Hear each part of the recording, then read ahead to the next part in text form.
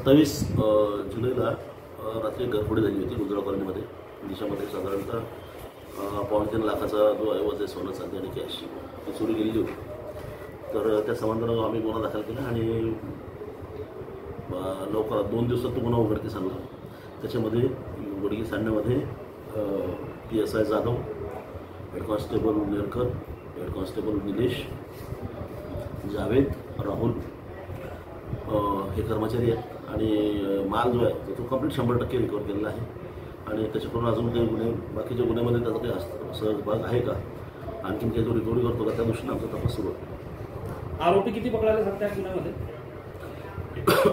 एकच आरोपी सध्या चालू आहे, तपास चालू आहे, वाढवू शकतो.